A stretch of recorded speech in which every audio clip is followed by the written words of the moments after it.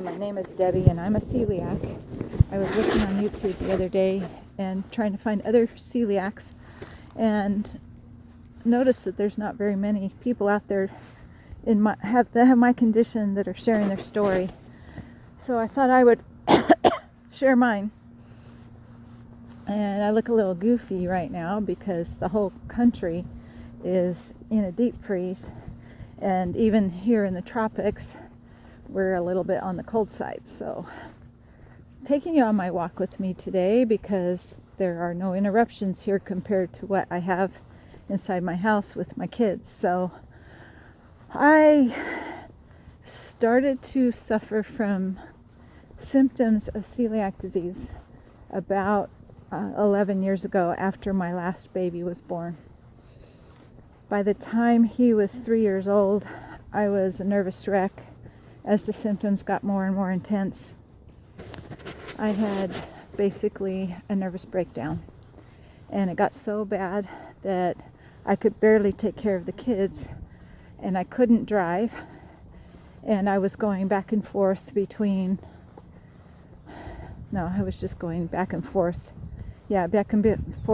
doctors and the ER over and over and over again. And my older kids had to do all of the driving because I was just really one big anxious, panicky mess.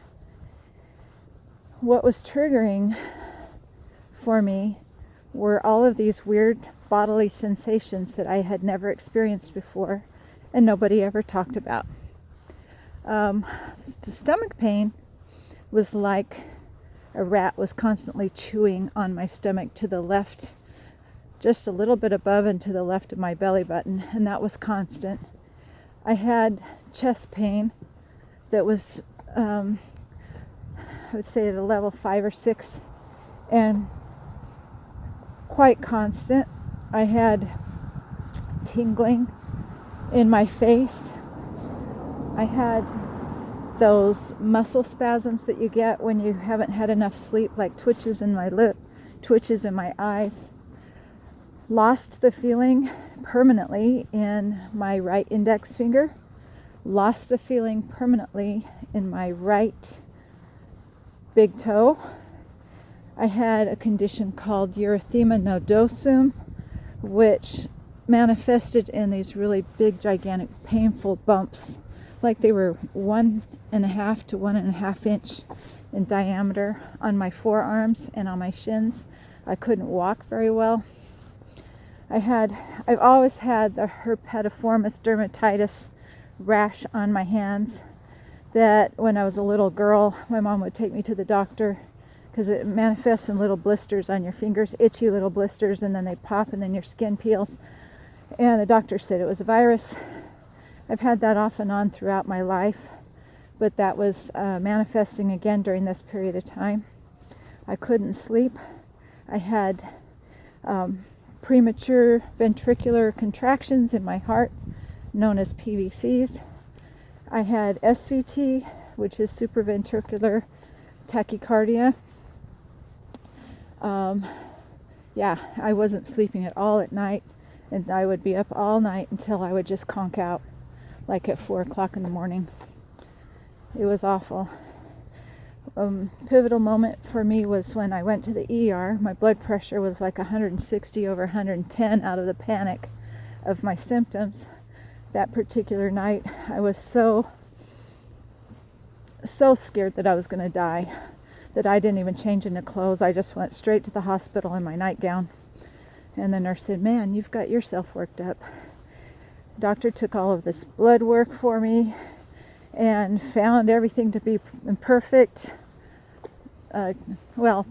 levels in my blood work. So they couldn't find anything, and definitely the word that came out was anxiety medications. You need anxiety medications. I told them about the dizziness. Yeah, anxiety will make you dizzy. I didn't know what anxiety was. I'd heard people talk about it, but until you actually have it, you don't realize how very vividly it mimics other life-threatening conditions, and it really does. It took me several years to figure that out and to be able to tell myself, and I still have panic attacks to this day. I had one last night, and I have to tell myself, your body is just mimicking what you think you have, but you don't have what you think you have. Your body is just mimicking that sensation. You'll be fine. And I can now talk myself out of an anxiety attack, but back in those days I couldn't, and I always ended up in the ER. Well, this one great doctor that I had landed with at the ER that one night when I went in my nightgown, he looked at all of my symptoms, and he was a smart man, and he said, with the description of the chest pain and the stomach pain that you're having, it sounds like to me you should be tested for celiac disease. So at that time I was already on a waiting list to see a neurologist for the lost feeling in my fingers and my toes, because the doctor thought I might be developing MS, which added to the anxiety, which added to the fear that I was going to die. And so immediately the next day got an appointment with my doctor, my family practice doctor, and told her what the ER doctor said, and she said, wow, that really makes sense. Let's go ahead and order the blood tests. So they ordered the blood tests, and sure enough, it came back positive. In fact, the anti-Gliandian numbers were way out of range, way high for that period of time. And I had been retested after the gluten challenge. I had been retested. Those numbers went down, but those first numbers were high, and so that started me on my journey to getting gluten out of my diet. And I got to tell you, that is really hard. And I've been gluten-free for 8 years now. Let's see, I've been gluten-free for 8 years now, and I still struggle with that. But anyway, that's another day of story time.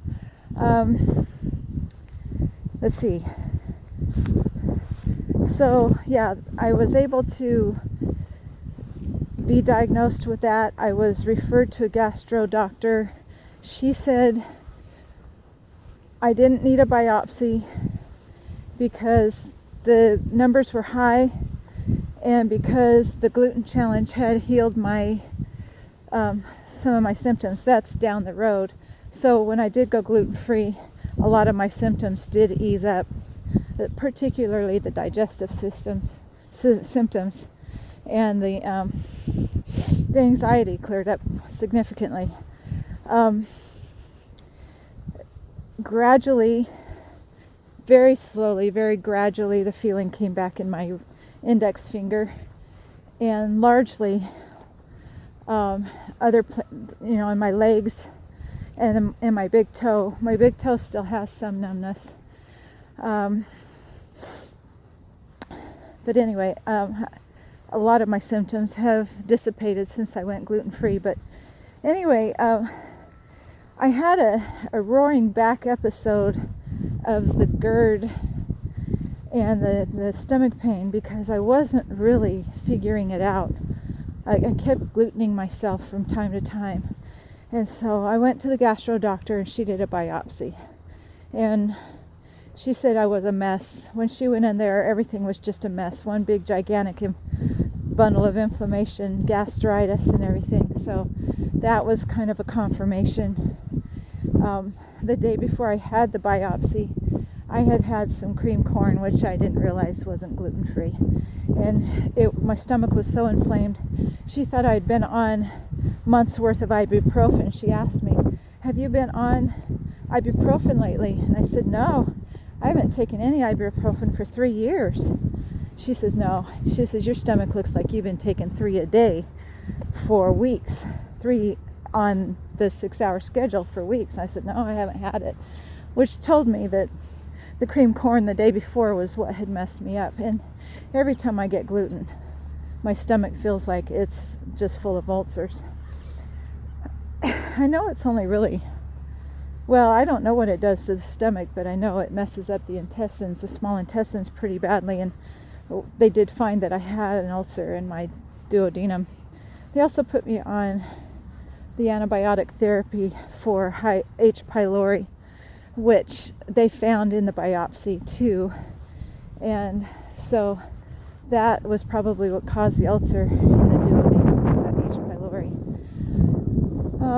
I had not had a colonoscopy, but I had symptoms of ulcerative colitis. And those symptoms did not actually relieve themselves until I went on an elimination diet, which I think was the best thing I ever did, because that helped me to get off of the foods that were borderline, meaning that they could be contaminated with gluten, like the cream corn, that kind of stuff that had gluten in it. When you go on an elimination diet, you basically go on something like, I went on rice, sweet potatoes, chicken, and broccoli, and that's what I ate for about 3 months. And during that time, that's when my gut healed. Then I gradually added back foods and made note of what was bothering me, and then cut those out. I also thought I was allergic to onions.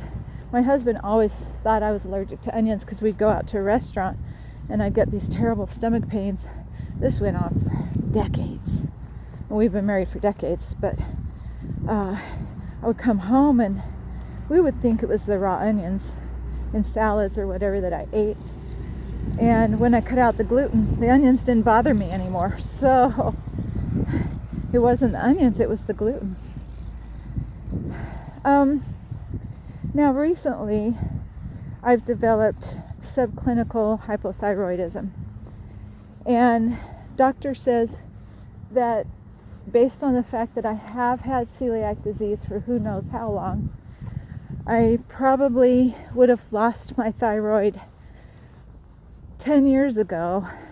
Well, 10 years ago is not accurate because I didn't go gluten-free until 8 years ago, but she said that I definitely would have had full-blown hypothyroidism if I hadn't gone gluten-free when I did go gluten-free. But my thyroid is still working suboptimally, which I think it has for probably ever since that time, because my gastro doctor noted that I had a slow thyroid 6 years ago. The last time I saw her, she told me that she wanted me to let the family practice doctor know, which I did. And she looked at my levels, and doctors usually general practitioners don't realize that the higher normal numbers on your TSH actually mean that this thyroid is crying for help. But the gastro doctor noticed that. And just recently, because I'm having some female problems, I went to go see my OBGYN, and she has this theory that if your thyroid isn't working right, your other hormones are not going to work right. So her approach is to get the thyroid working right, and then the rest will fall into place. So when she looked at my numbers, she asked me if I had such and such symptoms. I said, yeah, I do. One of that being hot flashes. Isn't that what we get when we're in our middle ages, right? But my blood work says that I'm not in menopause yet. And it also says I'm not in perimenopause yet. So I shouldn't be having hot flashes. And then she says, are you kind of tired? Yeah, I am. That's why I'm here, because I've been bleeding a lot and I thought I was anemic. Now I'm not anemic. And so then she ran all this blood work. Lo and behold, thyroid is slowing down, probably has been slowing down for a long time. And I have been told by a nurse, an RN that had celiac disease, I had been told that celiacs usually do lose their thyroids. She said, first your thyroid goes, then your pancreas goes, then your heart goes. And I do have family members that have all three: hypothyroidism, diabetes, and heart disease. And so I can see my path if I don't get my thyroid under control. So now, knowing that I'm a celiac, my gynecologist, who is a medical doctor who dabbles in functional medicine, is putting me on a cleanse to get the toxins that are being stored in my body, to get those out, number one. Number two, to heal my gut. And number three, to repair my gut. And the theory is that I am probably eating other foods that I'm allergic to. I know I have trouble with corn, and corn has a cross-functional, what do they call it? I don't know, it's not cross-contamination, but it's when there are proteins in a food that are shaped the same as the gluten and gets past the blood-brain barrier and causes similar neurological problems and inflammatory problems that gluten does. And corn, I know for sure, I've eliminated corn out of my diet because I know for sure corn has a cross reaction. I think that's what it's called, a cross reaction. And there are others. I'm starting to be suspecting brown rice, because every time I eat brown rice, I get a rash and joint pain, just like symptoms that you would expect a person with lupus to get. So she put me on this cleanse. I'm on day 2 of the cleanse. I'm feeling great so far. And so I will do the cleanse, then I'll go on the elimination diet just like I did years ago. We're going to go back to square one, start with a core basic list of foods that are hypoallergenic that I eat while I'm taking this supplement that she's having me drink called Metagenics to support my energy and my nutrients while I'm eating this very limited diet. Then one by one I'll add the foods back every 2 days and note what kind of symptoms I'm having, and then I have a list of what I'm allergic to and what I'm not allergic to pay attention, and that should take the inflammation down as I avoid those foods that are causing harm to my intestines and getting into my bloodstream and causing inflammation. And by doing that, then my thyroid doesn't have to deal with the inflammation and have to work so hard, and hopefully it will heal. And by doing that, hopefully my female problems will heal. So because I'm going through this, I thought it would be important for me to document it, especially since the celiac community is not represented very well on the YouTube space. I thought this would be a good time for me to jump in and give a review on the Metagenics program and give a report on how it does mix with my program to try and bring my thyroid back to life. So I appreciate the time that you've spent, the 19 minutes that you've spent listening to my story. I hope this can resonate with somebody and help somebody out, or be used as a resource for anyone who might be considering doing a cleanse like I'm doing.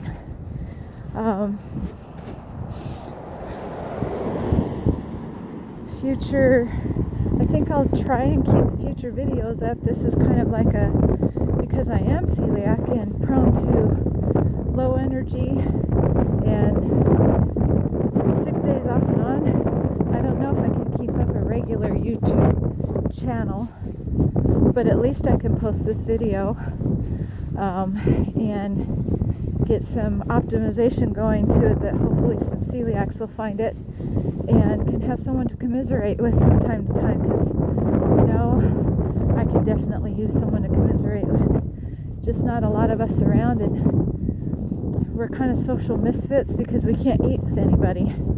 So hopefully this will give some strength and love and support to another celiac, or another gluten intolerant person, or another food intolerant person. Some of us feel like we're just completely food intolerant.